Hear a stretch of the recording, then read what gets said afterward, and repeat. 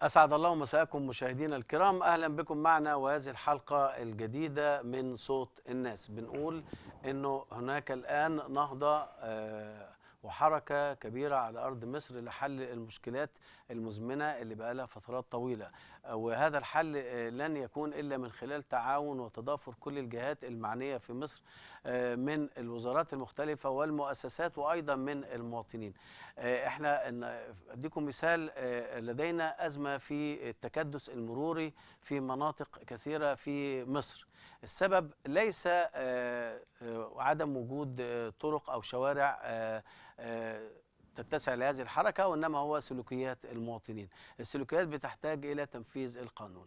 إذن نحن في حاجة إلى تنفيذ وتطبيق القانون أو قواعد المرور حتى يتم حل مشكلة المرور. هديكم مثال بثلاث شوارع، وهذه الشوارع رئيسية جدا، الناس بتاخد فيها يعني ساعة وساعتين في الطريق: شارع القومية العربية، شارع الوحدة العربية، وشارع بشتيل العمومي، ودول بيتبعوا شمال الجيزة. واحنا هيكون لنا ان شاء الله اتصال مع السيد نائب محافظ الجيزة لحل مشكلة هذه الشوارع، وسوف نتكلم عنها بالتفصيل. شارع القومية العربية، شارع الوحدة العربية، وايضا شارع بشتيل العمومي. لو ان هناك اي مشكلة في هذه الشوارع اتصلوا بنا حتى نصل باصواتكم الى السيد نائب محافظ الجيزة لحل هذه المشكلة.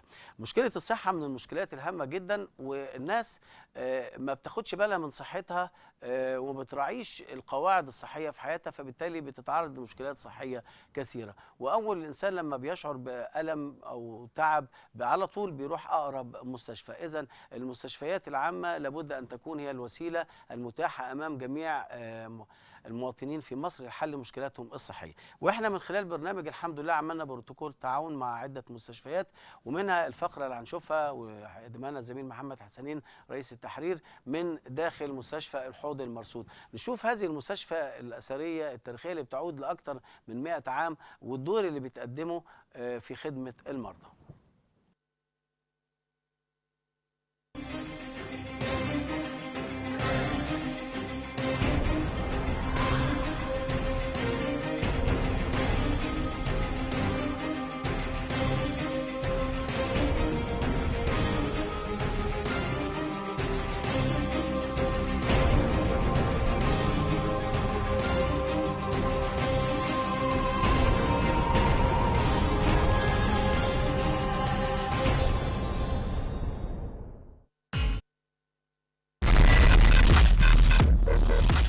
من أمام إحدى الصروح الطبية، تحديدا مستشفى الحوض المرصود بالقاهرة بالسيدة زينب. هنخش النهارده نشوف مع حضراتكم الحالات الموجودة داخل المستشفى، ونشوف مدى الخدمة اللي بتقدم للمصريين في مستشفى حكومي.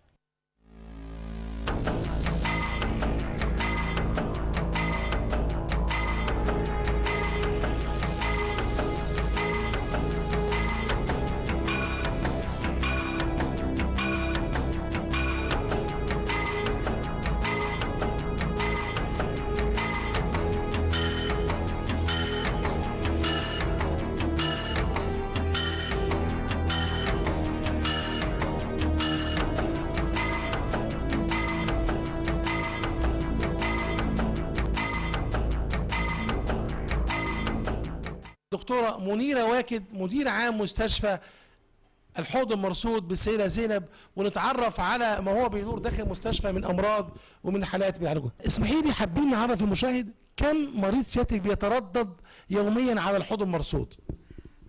بسم الله الرحمن الرحيم. هو بالنسبة لعدد المرضى اليومي المتوسط 2000 مريض. يوم السبت عشان الناس كلها أجازة من 3000 ل 3500 تذكرة بيتقطعوا في اليوم ده. مثلا في خلال شهر أغسطس كانت إحصائية الشهر كله 76000 حالة، 76000 تذكرة مقطوعين في أغسطس. الشهر اللي فات 68، شهر 9 و10 68. طب اسمحي لي يا فندم، سعر التذكرة كام للمريض؟ سعر التذكرة الصبح التذكره طبعا مجانيه، بياخد علاج ما يكفيه اسبوع من المستشفى، سعرها جنيه وربع. بعد الظهر لغايه الساعه 8 بالليل ب 3 جنيه. دي التذكره اللي هي الاقتصادي اللي هي الغاليه.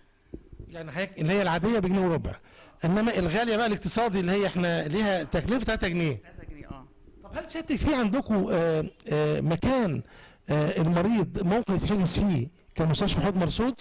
عندنا اسم داخلي، عندنا 100 سرير، 60 سرير مجاني و60 و40 سرير اقتصادي لسه بنعدهم يعني. ايه سيادتك الامراض اللي نقول اللي هي مستعصيه ان في بعض من المرضى مش عارفين يروح فين ويتوجه ازاي؟ ايه الامراض اللي حضرتك قابلتوها هنا امراض صعبه؟ لا، الامراض الجلديه مش مشكلتها في ان هي صعبه، ان هي اغلبها مزمنه. يعني مريض الصدفيه ده مرض مزمن، بيحتاج ان هو ياخد علاج مستمر، بيحتاج اشعاعات، علاج بالاشعه الضوئيه. الاشعه الضوئيه بره غاليه جدا، عندنا مثلا ب5 جنيه ونص. الاشعه الضوئيه هنا ب5 جنيه ونص الجلسه يعني، ايوه مثلا وش ب5 جنيه ونص كده، يعني رخيصه جدا بالنسبه للمقارنه لبره. بره بحوالي كام بقى يا دكتور؟ ما اعرفش، يعني في بيقولوا، يعني عيان بيقول، بسمع اللي بيقول 400، اللي بيقول 100، اللي بيقول 200، كل مكان حسب ما بيقدر. الاشعه الضوئيه بره هنقول من 200 جنيه، في الحوض المرصود ب5 جنيه، ده بتقدمها خدمه مستشفى حكومي. تمام. العيان بقى حد بيتحجز في القسم الداخلي، بيقطع تذكره اللي هي بيدخل بيها، بيكشف في العياده الخارجيه. لو حاجز يتوجه طريقه لغايه الحجز، مكتب الدخول بيحلل التحاليل اللي هي العاديه قبل الدخول، بيقعد فوق بيتعالج. الدكاتره كل يوم حد بيكشف عليه، بيصرف له دواء، طقم تمريض على اعلى مستوى عندنا، ومطبخ على اعلى مستوى. لو شفتوا يعني في عيان بيجوا بيخاف يحجز، لا هتكون هيدفع فلوس لما يشوف المستشفى. كل ده بجنيه، يقعد شهر زي ما يقعد، بياخد الاشعاعات دي اللي هي بتعتبر ب5 ونص اللي بره، هو بياخدها مجانا، ده المحجوز. يقعد شهر ونص، شهرين، ويطلع بالجنيه بس ده. كل ده بيتعالج في مستشفى حوض المرصود بجنيه. لو شفت المطبخ والاكل والشيف اللي بيطلعوا لهم الاكل، يعني تتأكد كده في مستشفى استثماري مش مستشفى حكومه. طب اسمعي لي يا دكتور، يعني سيادتك كاستاذه او دكتوره مديره مستشفى امراض الجلديه الحوض المرصود، اكيد سيادتك في بعض لما بيخش لك المريض بتبقى عارفه المريض ده ممكن يكون حضرتك، انا عرفت قبل التسجيل ان ممكن انت قلتي بيظهر مرض بقع على جسم الانسان، ولكن دي بيكون اشاره او ضوء ان بيقول ان في مرض داخل جسم الانسان غير المرض الجلدي. مريض مثلا حاجه اسمها الحزاز. يعني ايه الحزاز يا فندم عشان المشاهد يبقى برضه عايش معانا؟ حبوب صغيره كده بتطلع على في اي مكان، خاصه هنا او هنا، في اي مكان، لونها احمر يعني نفسجي شويه، وليها وصف معين احنا بنشوفها خلاص عرفنا ان دي اللي هي الحزاز. بنبتدي بقى نتوقع ان ممكن يكون عنده حاجه في الكبد، يبتدي يحلل، وبعدين نتجه بقى لدكتور الباطنه يعالجه معانا، مع علاجنا احنا العلاج الموضعي، مع علاج الامراض الكبد مع دكتور الباطنه.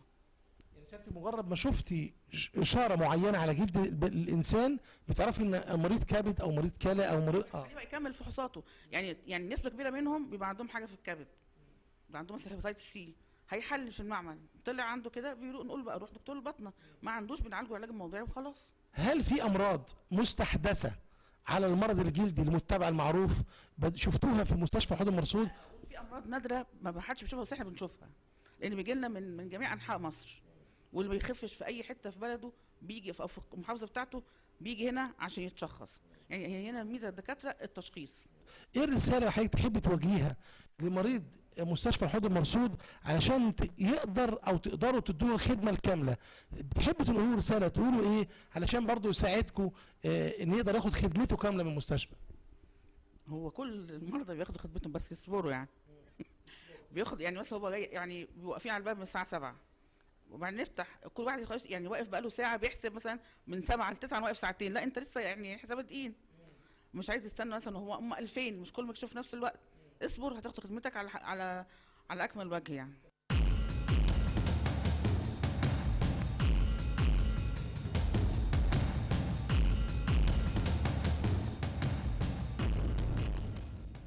اهلا بكم مشاهدينا الكرام، برحب بزميلي محمد حسين رئيس تحرير. ازيك يا محمد؟ اهلا بيك يا استاذ جمال. السلامة. الله يسلمك يا فندم، واهلا بيك واهلا بالساده المشاهدين. ويعني احنا نتمنى ان شاء الله يكون بنقدر في تواصل مستمر ان شاء الله. نقدر يكون في تواصل بيننا بالمشاهد، ويا ريت نكون بنقدر ان احنا نحاول نوصل لكل ما هو يفيد المشاهد في برنامج صوت الناس. نعم، احنا عاوزين نقول ليه احنا رحنا الصوت الحوض المرصود. هنتكلم في الموضوع دوت ان شاء الله بعد الاتصال التليفوني معانا اتصال تليفوني، حتى يتحقق اتصال تليفوني مع السيد رئيس حي السيده زينب، عشان في اكتر من موضوع هنتكلم فيه. بنقول احنا رحنا هذا المكان اللي هو الحوض المرصود على اساس ان احنا صوت الناس. الحوض المرصود هو المستشفى الوحيده في مصر كلها اللي بتغطي هذه الفئه اللي هي الامراض الجلديه. ويا ريت يبقى في كل مستشفى او في كل محافظه وكل مديريه مستشفى للامراض الجلديه تتبع الحوض المرصود. هنرجع تاني للكلام بس محمد مع اتصال تليفوني مع الاستاذ حسام رأفت رئيس حي السيده زينب. برحب بيك يا فندم. اهلا بيك يا فندم، اهلا بحضرتك. معايا الاستاذ محمد حسنين. الاستاذ محمد حسنين كان في جوله ميدانيه مع حضرتك في ميدان السيده زينب، هنشوف بعض منها على الشاشه دلوقتي كخلفيه، لكن يهمنا ان احنا نطرح بعض الاسئله اللي احنا قلناها المره اللي فاتت. استاذ محمد. استاذ حسام. اتفضل. ازيك يا باشمهندس حسام؟ اهلا بحضرتك يا فندم، اهلا بيكم ومشاهدينك يا فندم. اهلا بيك يا فندم. احنا طبعا يا ريت يعني احنا عملنا اتصال بسيادتك، ما شاء الله احنا شفنا في ميدان السيده زينب اعمال بتدور بكل همه وبكل نشاط في تطوير ميدان السيده زينب. حابين نعرف المشاهد اللي معانا اللي بيتابع برنامج صوت الناس ايه اللي بيدور في ميدان السيده زينب، وايه الانشطه اللي الحي بيحاول يطورها ويستحدثها في حي السيده زينب. اولا هو كان ميدان السيده زينب بيبقى فيه اختناقات كتير من اتجاه شارع السد وشارع بورسعيد وشارع أدري، وكان توجيهات السيد الوزير المحافظ بتطوير الميادين اثناء هذه الاعمال لكليه الهندسه جامعه القاهره طرق، وهي قامت بدراسه مستفيضه لعمل تطوير كامل لميدان السيده زينب بالشوارع المطله عليه والشوارع المؤديه اليه والخدمات المتكامله فيه. تم عمل اعمال التطوير دي والموافقه على المقترح المقدم من كليه الهندسه، وتم التنفيذ بدايه نقطه انطلاق من يوم 15/10 بتوسعه شارع بورسعيد، تطوير شارع السد وشارع خيرت، النهوض بشارع أدري، توفير اماكن لهواء السيارات، عمل ارصفه للمشاة تتناسب مع حجم المشاة المتردد على مدار اليوم بالكامل، سواء كان من اهالي السيده زينب او من المترددين الخارجيين من زوار مقام ستنا السيده زينب.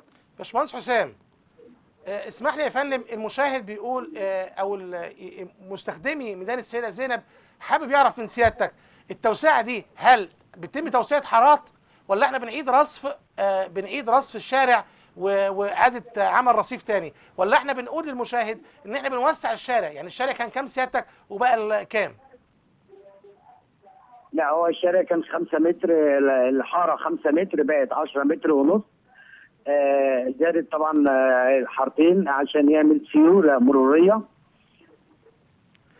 طب احنا سيادتك طب استاذ حسام، دلوقتي سيادتك انت عملتوا توسعه للشارع عشان يكون في سيوله مروريه، طب هل انت سيادتك عملتوا حساب للعربيات المترددين على مقام السيده زينب تحديدا؟ بيكون في زوار كتير فكل واحد معاه عربيته، فهل سيادتك عملتوا حساب للزوار او مستخدمي ميدان السيده زينب في توفير ساحات انتظار للرواد؟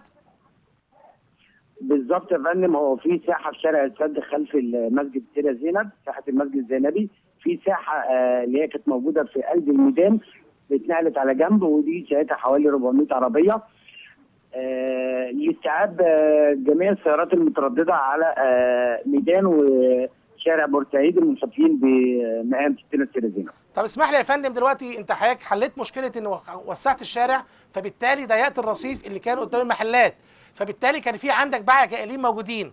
الباعة الجائلين دول هيبقى عندك سيادتك قنبله موقوته قدام السيده زينب، كل دول باعة جائلين. سيادتك عملتوا ايه في مشكله الباعة الجائلين، او يعني ايه القرار اللي خدتوه عشان الباعة الجائلين ما يكونوش موجودين تقريبا في ميدان السيده زينب او قدام المقام؟ لا بالفعل حضرتك، احنا عندنا سوق المواردي اللي هو في ميدان ابو الريش عند محطه السيده زينب، والمكان ده فيه اكثر من 173 محل جاهزين لاستقبال الباعة الجائلين، وهم بالفعل بداوا يتقدموا بطلبات لشغل الوحدات البركات دي او المحلات في سوق المواردي. يعني وفرنا لهم البديل وتوفير جميع المرافق عشان ما يبقوش متواجدين جميل. على الارصفه في الشوارع. طيب استاذ حسام، يعني ده شيء جميل عشان جدا. انا نفسي احنا كمان مش هنسمح بعد اعمال أيوة التطوير، بالظبط مش كده. هنسمح نهائيا أيوة. بتواجد اي بائع جائل على الارصفه اسمح لي. في ميدان السيده زينب. طيب استاذ حسام، دلوقتي سيادتك انت بتقول في 173 محل او باكيه موجودين في سوق المواردي. هل سيادتك شايف العدد ده كرئيس حي او من صناع القرار في المنطقه ان العدد 173 باكيه دول هيكون كافي لكل الباعه الجائلين اللي موجودين قدام السيده زينب يا فندم؟ هو بالفعل الحصر، احنا عملنا حصر للباعة الجائلين وهم عددهم اقل من كده. برضه بنحاول نوفر اماكن بديله في يعني في اماكن قريبه، لان هم البائعين ما بيحبوش يبعدوا عن المكان اللي هم كانوا متواجدين فيه. طيب فبندرس دلوقتي اماكن مقترحه لاقامه اسواق جديده، برضه بنزود العدد. طيب استاذ حسام، انا يهمني حاجه، يعني ميدان السيده زينب المفروض انه ده من المزارات السياحيه الدينيه الهامه جدا بالنسبه لاي سائح عربي، وعمليه التنظيم والتنسيق مهمه جدا لشكل الميدان. انا اتمنى انه يراعى اولا انه يكون الميدان نظيف جدا جدا، ما فيهوش اي مخلفات مباني او اي مخلفات للقمامه، ما يبقاش في صندوق قمامه واحد. مش عاوز الاقي صندوق قمامه في الميدان او الشوارع دي، والناس يبقى في اتفاق ما بينكم وبين اصحاب المنازل واصحاب المحلات لجمع المخلفات ديت في الصباح الباكر او بالليل الساعه 1 بالليل، بحيث انه ما تبقاش العربيات القمامه ماشيه بالنهار والناس جايه تزور المقام او تزور المكان وتعاني من مشكله وجود سيارات بتجمع قمامه في الصباح. هذه واحده. الثانيه، الصينيه كبيره جدا يا فندم، الصينيه اللي موجوده في الميدان، يعني ايه سبب ان هي كبيره كده؟ اتفضل يا استاذ حسام. حضرتك بالنسبه للموضوع النظافه، احنا شغالين على منظومه النظافه والجمع السكني ونجحنا فيها ان احنا الزمنا المتعاقدين مع الهيئه العامه للنظافه في مدينه القاهره بالجمع السكني. انا معلش يا فندم، انا مش عاوز تفاصيل يا استاذ حسام، انا مش محتاج تفاصيل يا استاذ حسام، انا عارف ان انت بتعمل كده. انا بقول ان انا نفسي اشوف الناس دي شغاله يا بالليل يا في الفجر. لا متابعه مستمره وعملنا ومش عاوز اشوف بالنهار مخلفات، تواجد اي مخلفات في انا نفسي اشوف على ارض الواقع. انا مش عاوز اشوف، انا عارف ان انتوا بتبذلوا مجهود خرافي، لكن انا على ارض الواقع ما بشوفش النقطه دي. انا عاوز اشوف على ارض الواقع شوارع نظيفه جميله مرصوفه ومفيش باعة جائلين وتنبيه على المحلات يا فندم. تنبيه على المحلات، ممنوع ان اي محل يطلع على الرصيف. بالظبط. وكمان هنلزم اصحاب المحلات اشتراطات التراخيص ان هم يحطوا سلال معينه مغطاه يسهل ان يتم وضع فيها مخلفاتهم. لا انا مش عاوز يحط حاجه قدام المحل يا فندم، يحطوا جوه المحل وبالليل او الفجر. انا وبعدين ما الاقيش واحد حاطط لي حجرين قدام المحل وواحد حاطط لي سلسله وواحد يقول لك ده المحافظه، يقول لك الحي ولا حاطط السلاسل دي يا ريس.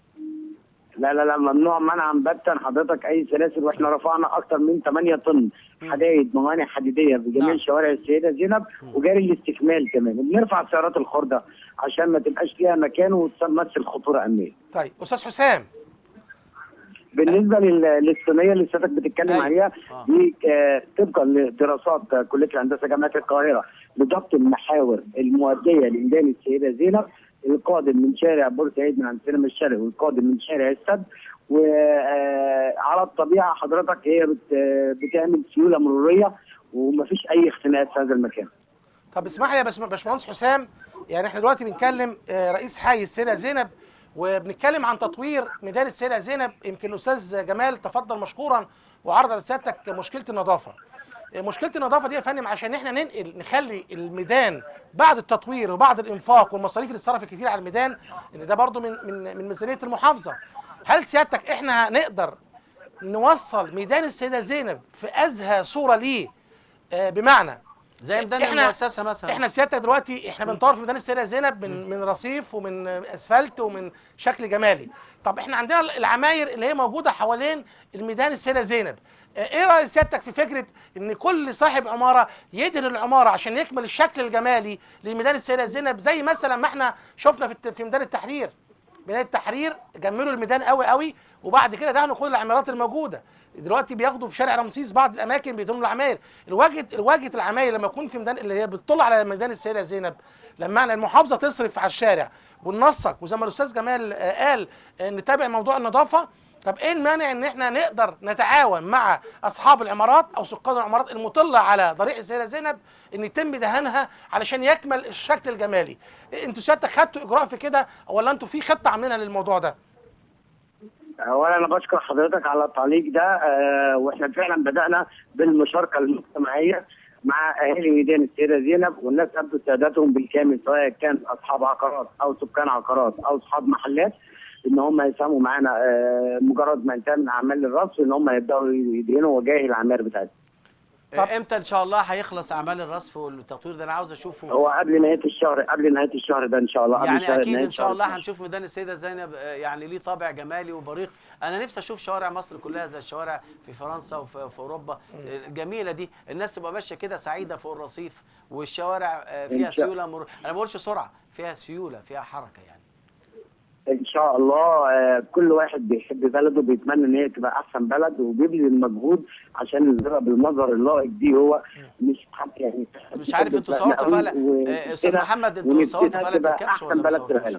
طب اسمح لي يا باشمهندس حسام، يعني احنا بقى يعني عايزين ايه نستغل سيادتك معانا في البرنامج ونطلع ميدان السيده زينب ده. قلنا سيادتك قلت قدامه لحد نص 12، عايزين يكون نموذج لميادين القاهره.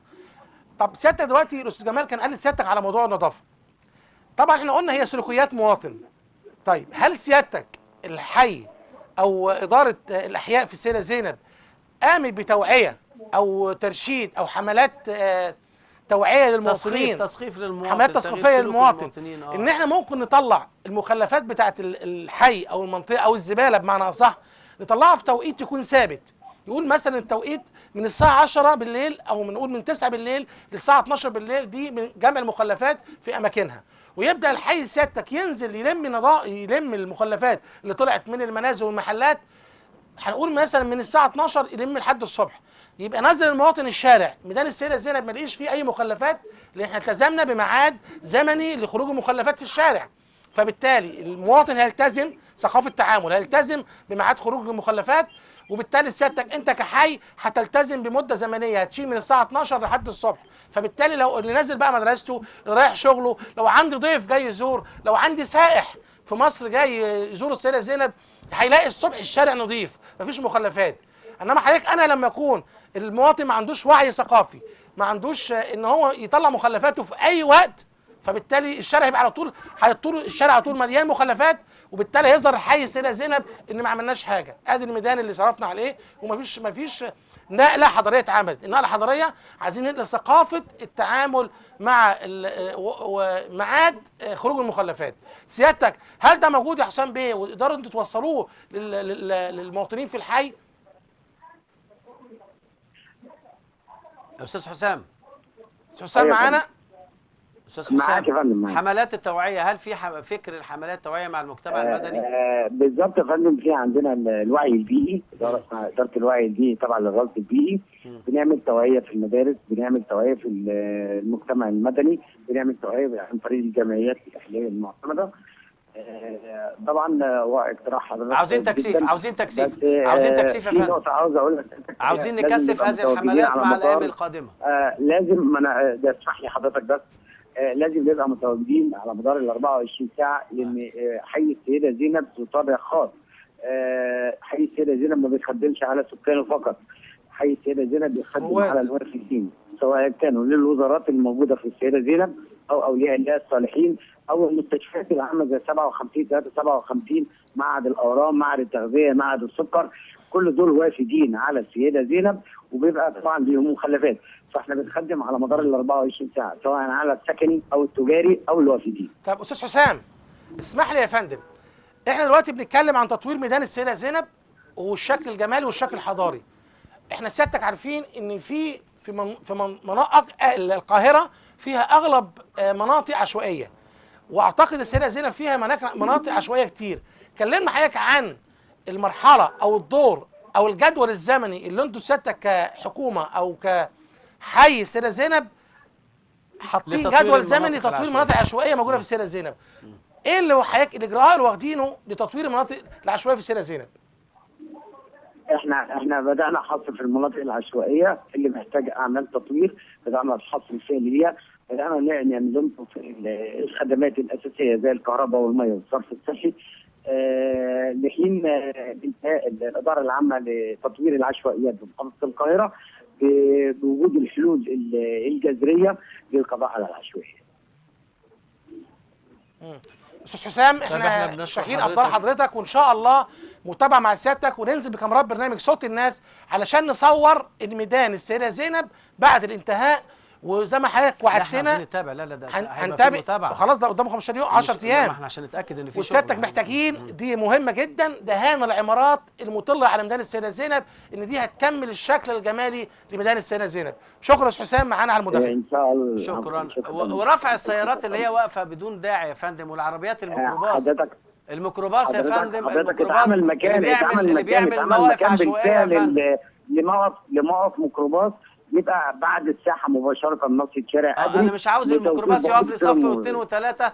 ده الاتوبيسات في الشارع عندكم في شارع سيده زينب ده وشارع بورسعيد بيقفوا صف واثنين وثلاثه، والميكروباص يعني يا ريت نبقى نخلي بالنا من النقطه دي. باشمهندس حسام شكرا يا فندم شكرا على وجودك معانا يا فندم. حضرتك المنبر الاعلامي لحضرتك. انا برضو بدأ كل اهالي السيده زينب بالمحافظه على اللي احنا بنعمله. أيوة. واحنا كل يوم في الجديد.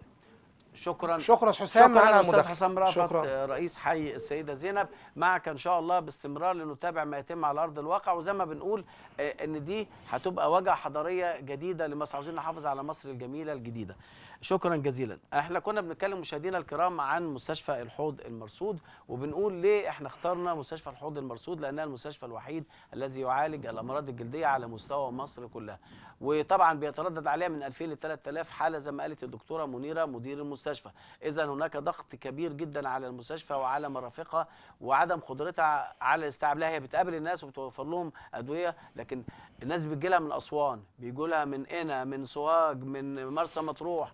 احنا عاوزين يبقى في كل محافظه في فرع لمستشفى الحوض المرصود. احنا معانا برضو فقرات في المستشفى مع الاستاذ محمد حسنين. نشوف الفقره التاليه. بس اسمح لي يا استاذ جمال قبل ما نطلع للفقره التاليه، احنا مستشفى الحوض المرصود يا جماعه يعني احنا تكلفتها، اللي بيروح المستشفى دي يا جماعه بعد اللي بيكون تعب بره ومش قادر يتوصل لشفاء علاجه الامراض الجلديه، بيوصل الحوض المرصود المستشفى زي ما الاستاذ جمال قال ان هي مستشفى عريقه، مستشفى فيها اكفأ اطباء الامراض الجلديه موجودين فيها.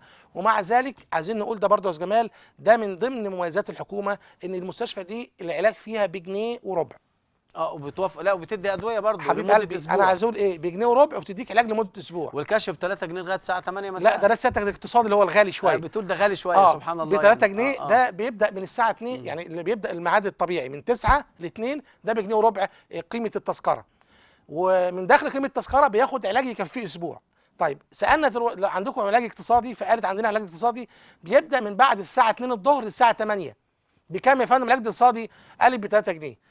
طب دلوقتي يا فندم لو حبينا او قلنا في مريض امراض جلديه موجود في السيده زينب وانتوا كشفتوا عليه ولقيتوا حالته صعبه، قالت لي في قسم داخلي بيتم حجزه فيه وبيبدا المواطن بيتعالج في مستشفى الحوض المرصود بدون اي تكلفه غير تكلفه التذكره اللي هي اما جنيه وربع اما 3 جنيه وربع اللي هي الاقتصادي.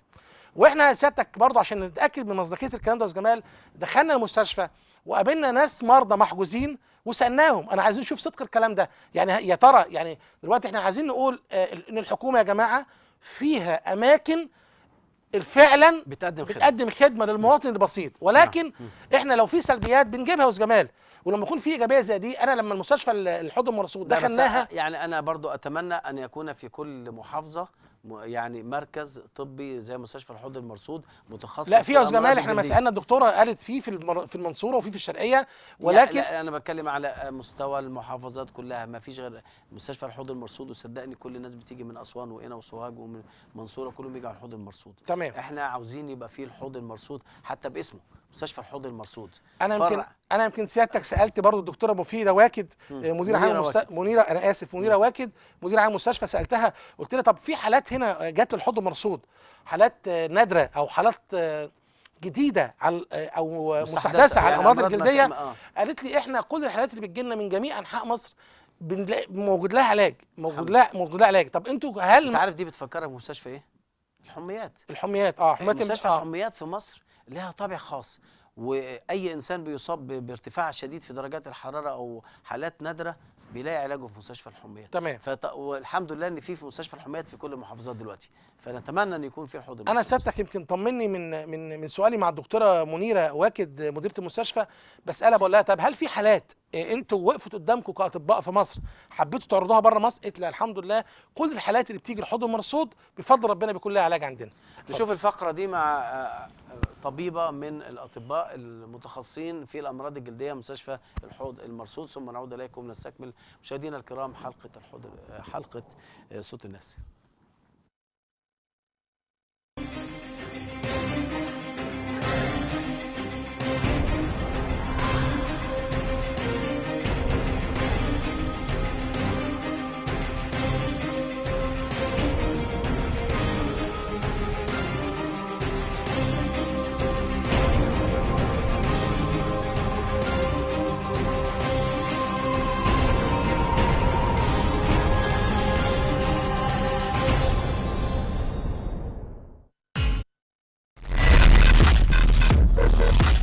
ومعانا ومع حضراتكم لقاء مع دكتوره هاله عبد السلام فايد تقول لنا ايه النهارده الحالات الصعبه اللي نقدر ننقل للوعي الثقافي للمريض الامراض الجلديه. اهلا بيك يا فندم معانا برنامج صوت الناس.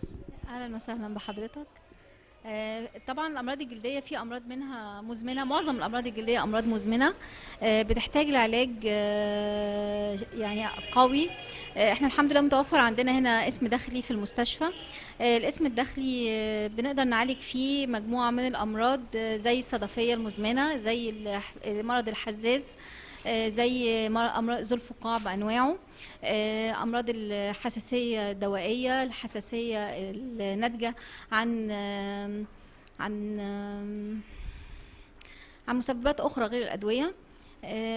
فيعني في متوفر العلاج بتاعها عندنا في المستشفى، وفي عندنا معمل كامل بنستعين بيه في اجراء الفحوصات الطبيه اللازمه للمرضى، وفي الادويه متوفر عندنا الادويه برضه اللازمه لعلاج هذه الامراض. طب اسمحي لي يا دكتور، احنا النهارده في الحوض المرصود بمستشفى يعني من اعرق المستشفيات الامراض الجلديه اللي موجوده في مصر اللي هي الحوض المرصود.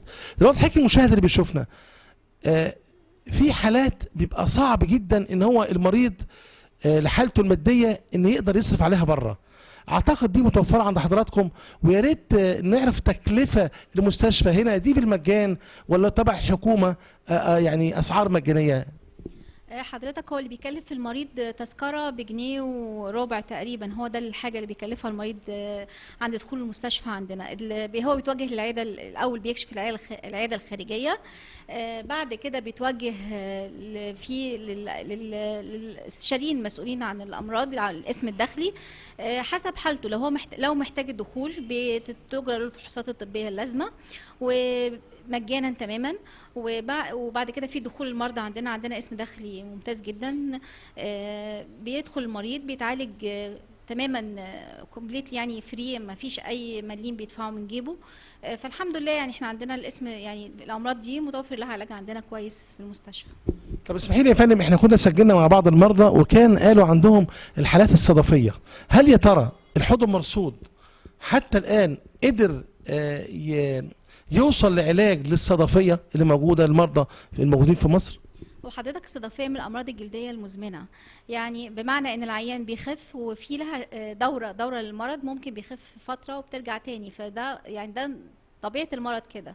فالحمد لله احنا عندنا العلاج اللي ممكن بيحسنه وبيعالجه الحمد لله متوفر بالنسبه لنا. عندنا اشعه ضوئيه وعندنا الادويه اللازمه لعلاج الصدفيه.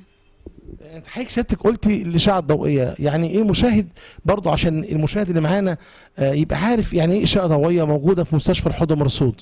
وحضرتك الاشعه الضوئيه ده نوع من العلاج بالاشعه فوق البنفسجيه، ونوع تاني من الاشعه اسمه انفراريد، النارو باند انفراريد.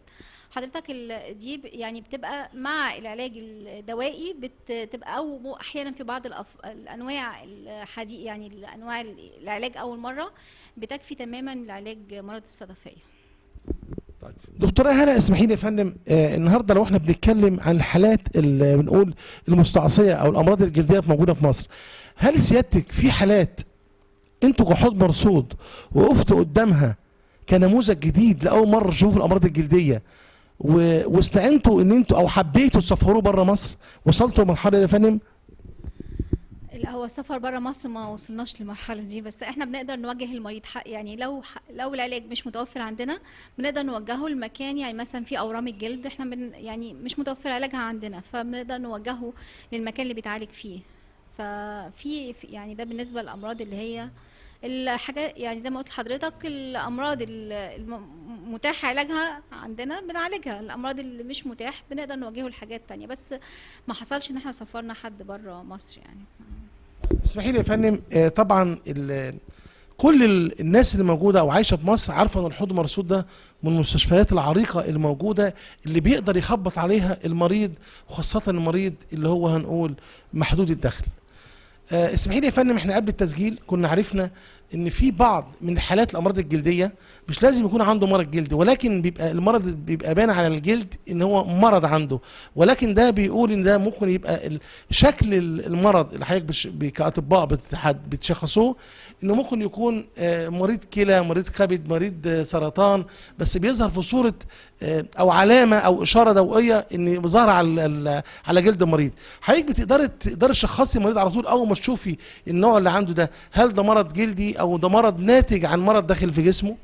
هو حضرتك طبعا مرض الجلد مراية لداخل الجسم، فحضرتك ممكن العيان بيجي لنا بمرض جلدي، في بعض الامراض بنقدر فعلا نشخصها عن طريق الجلد، وفي امراض اخرى بنحتاج بعض الفحوصات المعمليه وفحوصات الانسجه عشان نوصل للتشخيص النهائي الخاص بيها. يعني مثلا في مثلا مرض زي الحزاز ده من الامراض الجلديه بتتشخص بالعين، لكن بتكون مصاحبه لامراض التهاب الكبد الوبائي، المرضى اللي بيعانوا من التهاب الكبد الوبائي.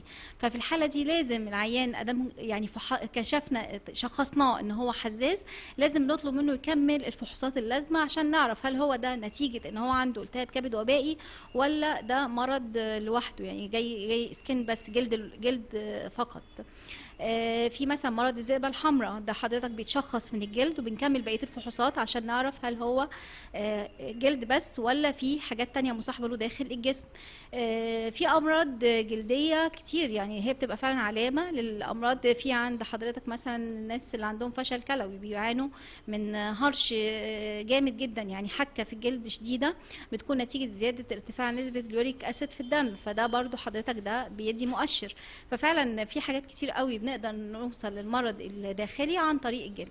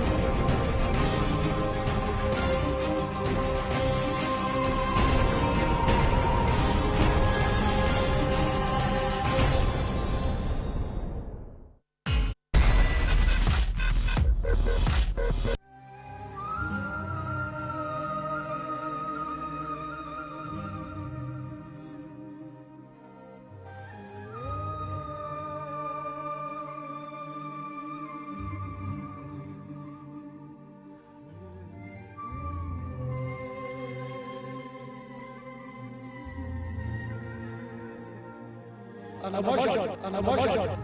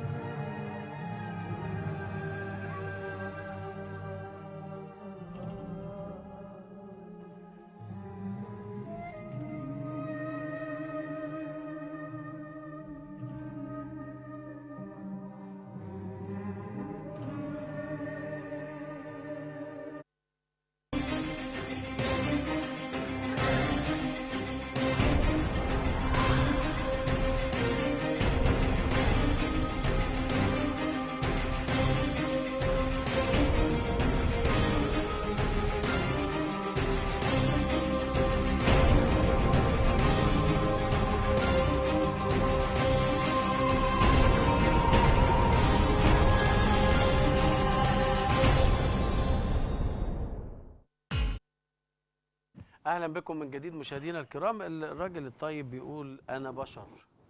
الحقوق الخاصه بالمواطن في اي دوله اللي هي الاعلان العالمي لحقوق الانسان سنه 1945، ثم الاعلان العالمي للحقوق الاقتصاديه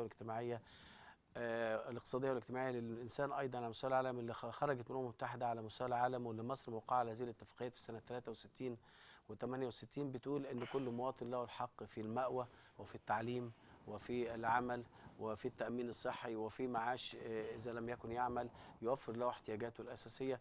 لو قدرنا نوفر هذه النقاط، المأوى والتعليم والصحة والسكن والمعاش الاجتماعي، مصر دي تبقى من أعظم الدول العالم.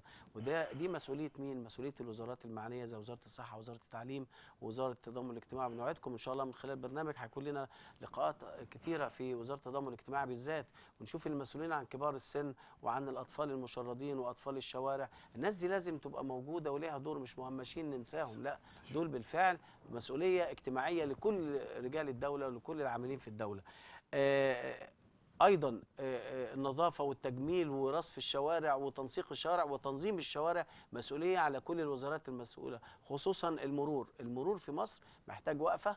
في شوارع مثلا في امبابة اسمها شارع القومية العربية، أنا قلت عليه قبل كده، وشارع الوحدة العربية، دي شوارع رئيسية وكبيرة جدا، الشارع عرضه 60 متر، ومع ذلك بتاخد فيه ساعتين عشان تمشي مشوار حوالي 500 متر أو كيلو، ما ينفعش. أستاذ محمد، أنت ليك تجربة في أكثر من شارع في هذه المنطقة، يمكن بشتيل العمومي برضه، يعني احكي لنا على التجارب في الشوارع دي لما تيجي رايح مشوار بتاخد وقت قد إيه، وتلاقي الشارع واقف ليه؟ باع جائلين، اشغالات محلات، توك توك، ميكروباص. استاذ جمال اسمح لي يا فندم اسمح لي يا فندم، احنا دلوقتي لو بنتكلم عن زحام الشوارع الموجوده دلوقتي، دي ثقافه مواطن في الشارع. انا دلوقتي عايز اقول يا جماعه دلوقتي عشان نبني بلدنا كلنا مع بعض، كل واحد فينا ليه دور يعمله، بمعنى اللي معاه عربيه يلتزم في تسيره في الشارع. الميكروباص يعني هو سبب رئيسي من زحام الشوارع، الميكروباص، التوك توك، باع الجائلين في الشارع، اصحاب المحلات اللي بيستغلوا الرصيف، بينزل من على الرصيف تلاقي المقهى واخد الشارع، نازل فرش الترابيزات في الشارع. استاذ جمال، واحد بتاع كباب وبتاع لحمه وبتاع فول وطعميه واخد الشارع، واحد بتاع كشري واخد الشارع. الله، هو الشارع اصبح مستباح، اليس له مالك؟ هذا الشارع ملك الدوله، ملك الناس اللي بتمشي فيه، وليس ملك لاصحاب العقارات او اصحاب الميكروباص. اسمح لي يا فندم، يمكن اخر لقاء امبارح انا شفته في التلفزيون بالليل، كان بيذيعوا لقاء السيد رئيس الجمهوريه السيد المحترم الرئيس عبد الفتاح السيسي. كان لقاء بيفتح امبارح عده مشاريع جميله، مشاريع هنقول يا جماعه البلد في نقله، في تحرك، البلد بتتحرك للامام، البلد بس اول حركه للبلد بتبقى تقيله، بنساعد بعض. يمكن السيد الرئيس امبارح قال ايه يا استاذ جمال؟ قال الفساد مش ان انا اسرق من الحكومه، او مش فساد ان انا موظف حكومه اسرق، الفساد ان انت ممكن تكون متكاسل، انك تكون مش محترم الشارع انت ماشي فيه، مش محترم حقوق غيرك، ما بتقومش بعملك. ثقافه التعامل يا جماعه لابد، كل واحد ليه حق في البلد. انا دايما اقول ايه؟ اللي ليه حق هياخده، ولكن انت عملت اللي عليك علشان البلد تنهض. انا البلد تنهض بيا وبيك وبكل الناس الموجوده. زحام الشارع يا استاذ جمال ثقافه تعامل، ثقافه مواطن، سلوكيات مواطن. يعني حضرتك لما اكون ماشي في الشارع وتلاقي ميكروباص واقف في اليمين وتوك توك في الشمال وباع جائلين على الرصيف، الناس لا عارفه تمشي على الرصيف ولا عارفه تمشي في الشارع. طيب ضابط المرور موجود في الشارع، الخدمات لا بس استنى، ضابط هيعمل ايه لوحده؟ حبيب قلبي، ده عاوز اقول ده عاوز يعني معاه كتيبه. استاذ جمال ضابط المرور موجود متواجد، الشرطه موجوده في الشارع، ومع كده الشارع زحمه، ومع ذلك الدنيا زحمه. طب ده مش تاثير يا جماعه شرطي؟ الشرطه عليها عبء كبير في الشارع. التاثير فين يا استاذ جمال؟ سلوك المواطن. بنقولها تاني يا استاذ جمال، خلينا نقولها تاني. انت اتكلمت على الفساد، في فساد في المحليات. الناس اللي هم بتوع المحليات اللي بيسمعهم، ما في مهندسين الاحياء وفي اللي بيشتغلوا في الاحياء، اللي بينزل لما بيلاقي واحد مطلع يعني باترينا ربع متر بيعمل له استاذ جمال اسمح لي، بيسيب بياخدوا الشارع كله. يعني احنا برضه يا استاذ جمال عشان ندي كل واحد حقه، انا شفت في بعض من المحليات حاليا في انجازات وفي تطورات. يمكن انا شفت على الطبيعه ابو المهندس في حي، اسمح لي يا فندم، شفت في حي شبرا خيمه، حي غرب، شفت رئيس الحي نزل عمل اشغالات غير عاديه. الاشغالات دي موجوده بقى لها 30 سنه في الشارع. يعني اشتغل، نزل رئيس حي واشتغل. وفي السيده زينب يا فندم برضه شفنا رئيس حي نزل عمل اشغالات في مناطق ما حدش يقدر يخشها.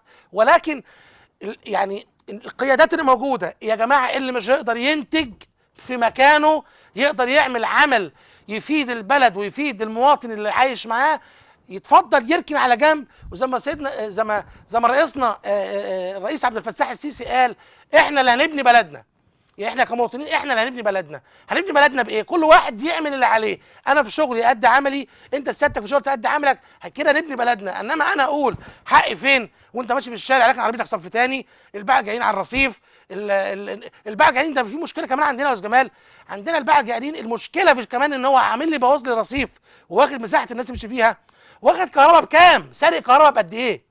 الكهرباء اللي هو واخدها في الشارع وسارقها دي عندي انا بتاثر على ابني. لما الكهرباء تقطع عندي انا، ابني ثانويه عامه وابنك في مدرسه بتقطع ما يقدرش يتعلم. اذا الحل، يبقى حاجه راجل قاعد بفرش بيبيع طماطم، بيبيع بيبيع هدوم، واخد له 40 لمبه فوق منه وسارقهم ما بيدفعش. احنا بنوصف الوضع دلوقتي، لكن الحل فين؟ الحل يا فندم ثقافه تعامل، سلوكيات المواطن. المواطن لازم يلتزم تطبيق القانون يا استاذ محمد. القانون يا فندم ده يفعل على الكل. لا، بدون تطبيق قانون، بدون وضع حد للمخالفات لن ينصلح الحال. بدون انعدام الاستثناءات، طول ما في استثناء، يعني انا سايب واحد بصاحب كشك طالع مترين 3 على الرصيف وسايبه، ما ينفعش. طب اسمح لي يا فندم، واحد بتوع التوك توك كده سيبهم من غير ارقام ومن غير ترخيص واقول خلاص لما نشوف لهم حل، لا. يعني دول بيسببوا مشكله. شارع الوحده العربيه ده امتداد لمحور جديد هتعمله الدوله من كوبري رود الفرج، جاي من مدينه نصر على كوبري رود الفرج، هيقطع الوحده العربيه، هيطلع بعد كده يكمل لغايه 6 اكتوبر لغايه الطريق الصحراوي. طب اذا ما كانش الشارع دوت نظيف ومنتظم ومنظم، ودي مسؤوليه الاحياء ومسؤوليه شرطه المرافق ومسؤوليه مين؟ المرور. تمام. طيب مشاهدينا الكرام، حان الآن موعد أذان المغرب حسب التوقيت المحلي لمدينة القاهرة، وعلى المقيمين خارج القاهرة مراعاة فروق التوقيت.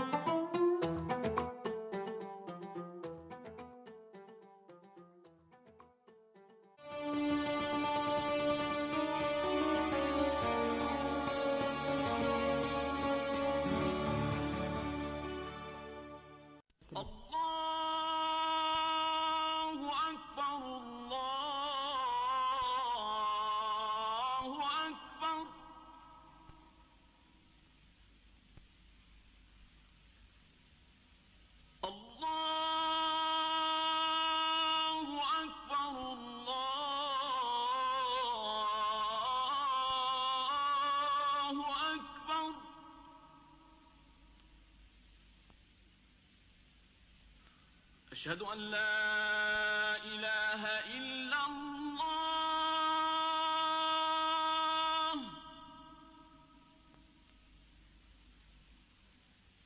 أشهد أن لا إله إلا الله.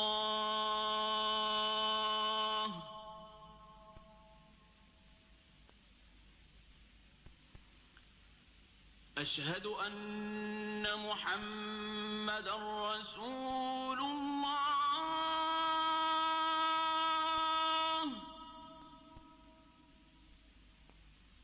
أشهد أن محمدًا رسول الله.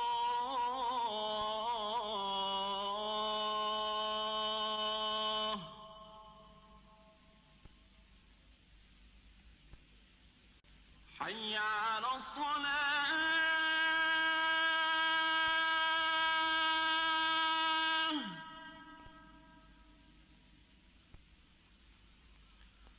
حي على الصلاة.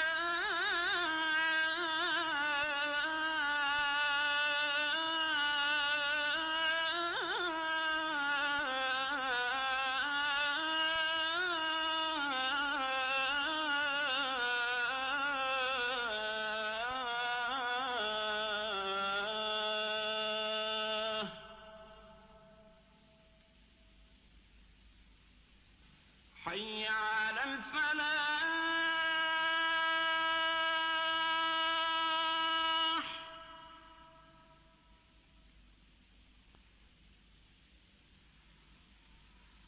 حي على الفلاح.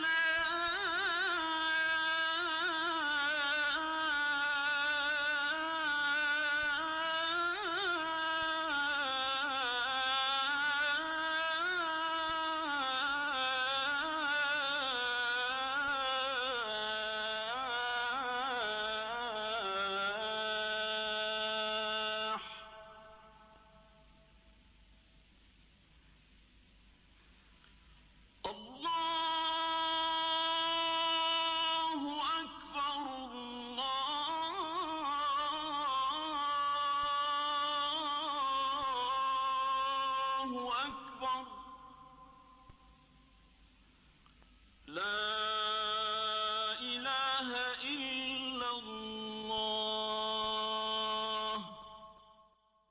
اللهم رب هذه الدعوة التامة والصلاة القائمة آت سيدنا محمدا الوسيلة والفضيلة والدرجة الرفيعة وابعثه اللهم المقام المحمود الذي وعدته. وصلى الله وسلم على سيدنا محمد وعلى آله وصحبه أجمعين.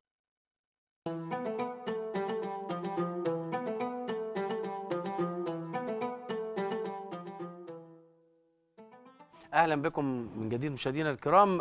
زي ما بنقول احنا دورنا كاعلام ان احنا بننقل الواقع كما هو ونقول ايه اللي هيتم في المستقبل، وايضا اي منطقه محتاجه او فيها مشكله او اي مواطن عنده مشكله احنا صوته. استاذ محمد يعني قول بعض الانجازات اللي تمت. اسمح لي يا استاذ جمال، احنا دلوقتي كنا برنامج صوت الناس كان نزل منطقه دمنهور شبرا الخيمه من حوالي شهرين 3 علشان ان احنا كنا بنأدي الاهالي كانوا بيشتكوا ان ما عندهمش غاز في منطقه دمنهور شبرا الخيمه دي بحي شبرا الخيمه.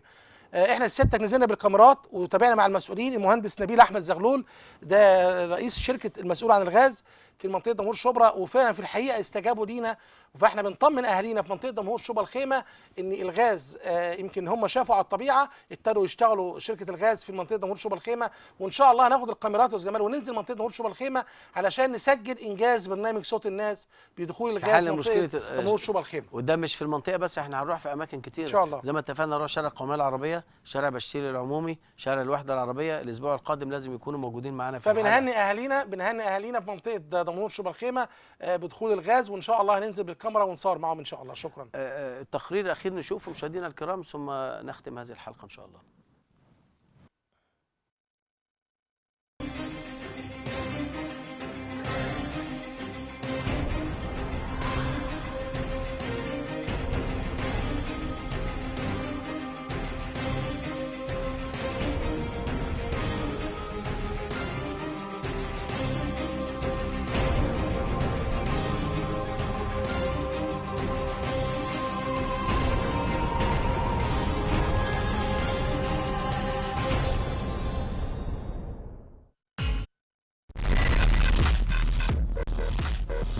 في المستشفى بقالك قد ايه؟ انا من 12/10 اهو. انا حاليا دلوقتي بقالي 17 يوم. النهارده شهر و3 ايام، والصدفيه دي بقى لها معايا 12 سنه. بقالي 39 يوم الوقت. انت كمريض في الحوض المرصود واخد حقك في الرعايه بس بصدق. بالصدق الصراحه مش مقصرين معانا في حاجه هم يعني. الحمد لله. الحمد لله يا حاج. وخفيت طالعه بكره. نعم واخد حقي في كل حاجه والله. ما شاء الله 3 وجبات عيد قدموا لي، بالاضافه للخدمه الطبيه الممتازه اللي ما لقيتهاش عندنا في البلد. الخدمه على ما يرام بصراحه، خدمه مش موجوده ولا 7 نجوم. من يعني اللي بيشتغلوا من المستخدمين للدكتوره اللي فوق، ربنا يبارك لهم. يعني ما شفناش اي حاجه. يعني انا في بيتي والله بكلمك صح، انا في بيتي ما تعملش المعامله اللي بيعاملوها. يعني خدمه يعني ما اقولكش، فوق خدمه فوق ما تتصور. خدمات ويجوا بالليل يدينا العلاج ويقيسوا ضغط واكل ممتاز وكل حاجه ممتازه، بيطلب منا اي حاجه. دفعت قد ايه في المستشفى وايه تكليف يعني الفتره دي؟ طلبوا منك قد ايه فلوس؟ ما دفعتش اي فلوس. حد طلب منك فلوس في خلال 17 يوم؟ سعادتك انا باجي هنا على طول وبقول لك كل ما بتعب باجي بعض واجي هو الجنيه وربع. طب انت تقول ايه رساله؟ انا بقول رساله يشكر السيسي ويشكر التمرجين اللي هنا ويشكر والدكاتره اللي هنا كلهم. انت حضرتك بقى كست مصريه بشكلك الجميل ده تحبي نقول احنا كمصريين واخدين حقنا في بلدنا؟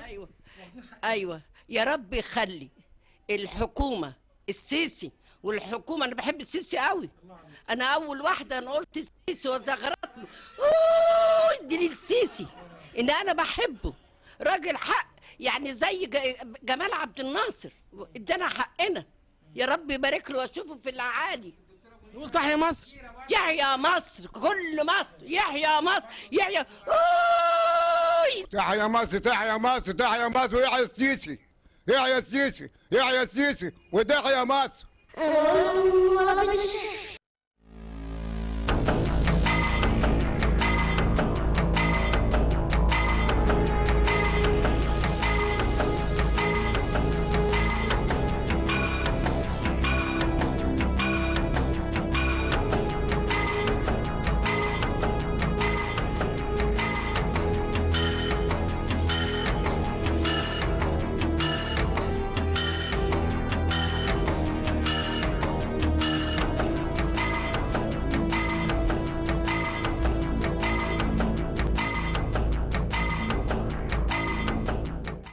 عملنا لحضراتكم الجولة من داخل مستشفى الحوض المرصود بالسيدة زينب، ودي مستشفى حكومة بتنقل الخدمات الطبية، وإن شاء الله على وعد بلقاء في مستشفيات أخرى.